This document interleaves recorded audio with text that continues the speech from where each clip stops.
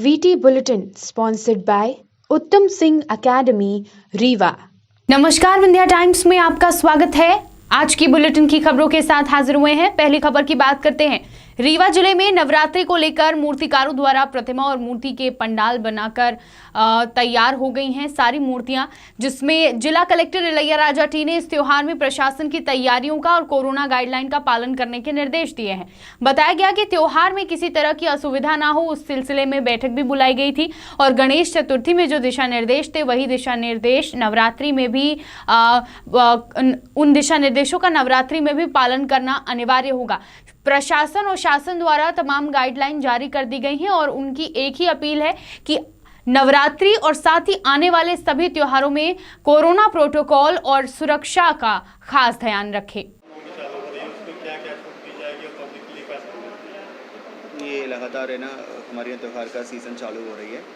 नवरात्रि, रामनवमी, दशहरा और आगे भी है। उसको लेकर आज शांति समिति की बैठक भी, जिला स्तरीय शांति समिति की बैठक भी आयोजन किया गया है। उसके साथ साथ आपदा प्रबंधन है ना कमेटी है, क्राइसिस मैनेजमेंट कमेटी है, उस कमेटी का भी है ना साथ साथ में आज है ना मीटिंग आयोजन किए गए हैं। उसमें आज है ना बहुत है ना मुख्य निर्णय लेंगे। बट गणेश चतुर्थी के समय पे हम लोगों ने कितने भी कोविड प्रोटोकॉल को ध्यान में रखते हुए निर्देश जारी किए, वो पूरा है ना अभी भी लागू है।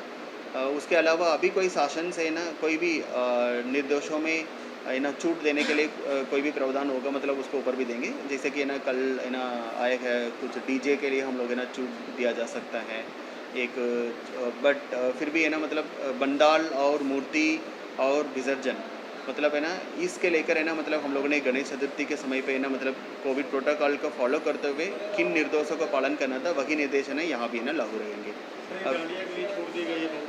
भोपाल में डांडिया के लिए 10 बजे तक छूट दी गई, यहाँ क्या रहेगा? सेम तो पूरा मध्य प्रदेश का है ना एक जैसे ही है ना नियम है ना लागू है। यहाँ भी है ना 10 बजे तक है ना गरबा के लिए है ना छूट दिया गया है, वो नियम यहाँ भी लागू होंगे। मध्य प्रदेश नवनियुक्त प्रदेश अध्यक्ष मंजुल त्रिपाठी ने आज रीवा राजनिवास में पत्रकार वार्ता का आयोजन किया। पत्रकारों से चर्चा करते हुए मंजुल त्रिपाठी ने कहा कि जब मैं रीवा का जिला अध्यक्ष था तब से रीवा में कन्या महाविद्यालय की मांग को लेकर मैं और एनएसयूआई की टीम आंदोलन करते रहे हैं। मंजुल त्रिपाठी ने कहा कि आगामी समय में एनएसयूआई रीवा में कन्या महाविद्यालय की मांग को लेकर मुखर होकर आंदोलन करे, क्योंकि बार बार प्रशासन सरकार सबको पत्र लिखकर सूचित करते हैं लेकिन अब तक कोई उचित कार्यवाही नहीं की गई।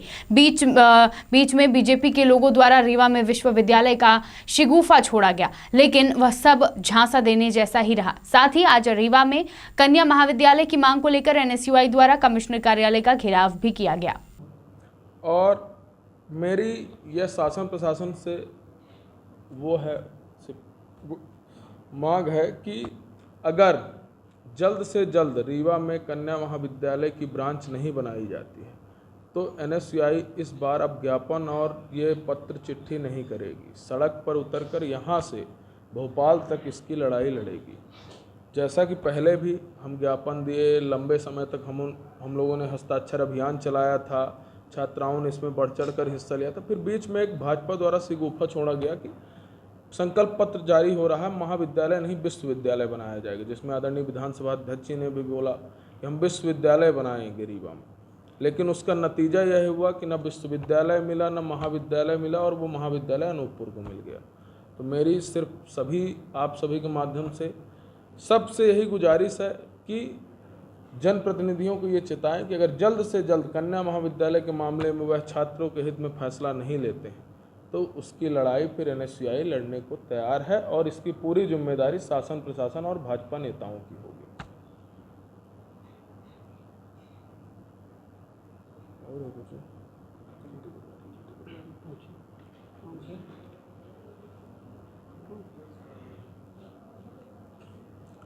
ये विषय पहले जब उठाया था आप लोगों ने वहाँ पर एक आंदोलन की भी बात पहले भी की गई थी कि किया जाएगा। विश्वविद्यालय को लेकर भी संकल्प विधानसभा में रखा गया, पिछली बार सत्र नहीं चला, विधानसभा अध्यक्ष ने कहा कि अगली बार फिर रखा जाएगा और ये चीज़ें की जाएंगी। लोकेशन एग्जैक्ट क्यों आप लोगों का वही है कि वहीं पे बने? लोकेशन एग्जैक्ट इसलिए है कि जब कांग्रेस सरकार थी उस टाइम पे जीतू पटवारी जी कन्या महाविद्यालय आए थे और उन्होंने घोषणा की थी कि रीवा में एक नया कन्या महाविद्यालय बनाया जाए। उस समय के तत्कालीन कलेक्टर ने एक लिखित में दिया था कि हमारे पास कोई सरकारी ज़मीन नहीं है जहाँ शहर में जिसमें कन्या महाविद्यालय बनाया जाए। गंगा कछार की ज़मीन में जो बिल्डिंग है और जो उस ज़मीन है, यहाँ के क्षेत्रीय विधायक राजेंद्र शुक्ला जी द्वारा जिस तरह शहर में पहले भी किया गया है कि वो ज़मीनों का व्यापक रूप से धंधा करते हैं और अब उनकी नज़र उस ज़मीन पर पड़ी है, तो हम ये नहीं चाहते कि वह ज़मीन फिर किसी बिल्डर के पास चली जाए। उस ज़मीन पर हमारे छात्र छात्राओं के हित में कन्या महाविद्यालय ही खोला जाए। अब देश प्रताप सिंह विश्वविद्यालय में तमाम अनियमितताओं की बात होती है, कभी फर्जी नियुक्तियों की बात होती है, रिजल्ट में देरी, कभी पूरे स्टूडेंट्स को फेल कर दिया जाता है। ये विसंगतियाँ लंबे समय से व्याप्त हैं। अब आपके पास बड़ी जिम्मेदारी है, प्रदेश अध्यक्ष हैं आप, तो क्या कोर्स ऑफ एक्शन होगा, कैसे? सबसे पहले गृह जिला है या फिर यहीं से आप हैं, तो यहाँ का विश्वविद्यालय दुरुस्त हो तब प्रदेश की बात हो। देखिए भैया क्या है, रीवा में आज आम आदमी पार्टी द्वारा प्रेस कॉन्फ्रेंस की गई। यह प्रेस कॉन्फ्रेंस पिछले दिनों सिंगरौली दौरे के दौरान मुख्यमंत्री का विरोध करने के बाद आम आदमी पार्टी के कार्यकर्ताओं को थाने में बंद कर दिया गया था और कई घंटों तक आम आदमी पार्टी के कार्यकर्ताओं को थाने में बिना कपड़ों के बैठे रहे, जिसके विरोध में आज आम आदमी पार्टी रीवा इकाई ने प्रेस कॉन्फ्रेंस कर प्रशासन और सरकार के इस रवैये को दुखद बताया और कहा कि देश में लोकतंत्र खत्म हो चुका है। जिस तरह की परिस्थितियां प्रदेश और देश में हैं, उससे साफ होता है कि सरकार हारी हुई है और सिर्फ विपक्ष की आवाज दबाना चाहती है। इस अवसर पर आम आदमी पार्टी के पदाधिकारी अमित सिंह सहित अन्य पदाधिकारी मौजूद रहे। तो राइट है कि आप इस तरह से किसी को डिग्निटी खत्म करते सिटीजन की, क्या उसको अपने फंडामेंटल्स के राइट्स का अधिकार नहीं मिलेगा जेल के या प्रिजन के अंदर? क्या प्रिजनर्स के लिए कोई लॉ नहीं है? पुलिस के लोग संविधान की शपथ में हैं, उनको ट्रेनिंग दी जाती है किस तरह से क्या करना है। अभी आईजी साहब से हमने मुलाकात करी, उन्होंने इस घटना पे खेद व्यक्त किया।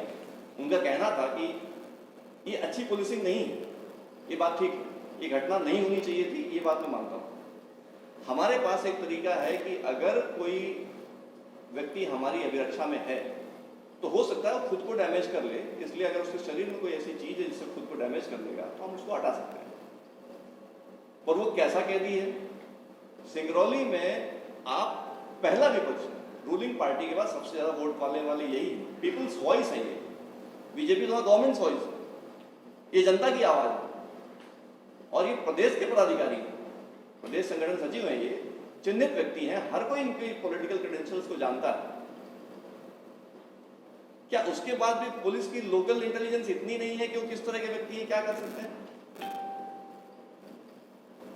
क्या आप दूसरी पार्टी के लोगों को इसी तरह से निर्वस्त करके हालातों बंद करके डेमोक्रेसी चलाना चाहते हैं? अब आप कुछ सवाल करना चाह रहे थे, प्लीज। क्या इन पर धारा भी लगाई गई है क्या? धारा 151 लगी, उसका बेल हुआ, उसके बाद छूटे। 151, 107, 116 और मुझे थाने के अंदर 30 घंटे बैठा रखे। लाखों में पुलिस है तो क्या इन्होंने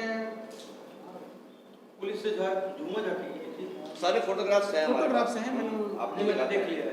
जब भी इनके पास पुलिस आई है, इनके हाथ में पत्थर बकायदे कैमरे में दिख रहे हैं, पुलिस ने इनको कमर से पकड़ रखा है। इनका कोई इंटेंशन पुलिस के अगेंस्ट किसी भी तरह के बल प्रयोग का बिल्कुल नहीं रहा। इन्होंने नारे बस लगाए, सरकार का विरोध किया, पुलिस का कोई विरोध नहीं।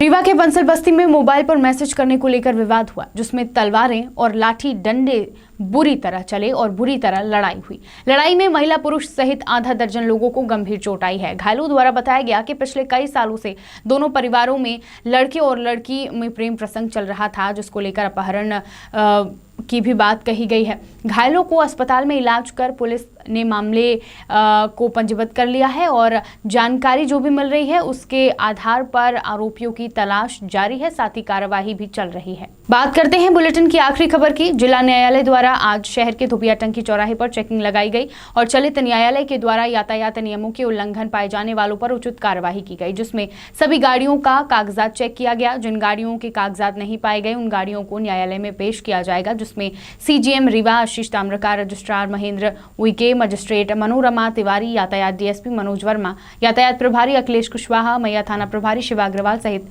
पुलिस बल मौजूद रहा।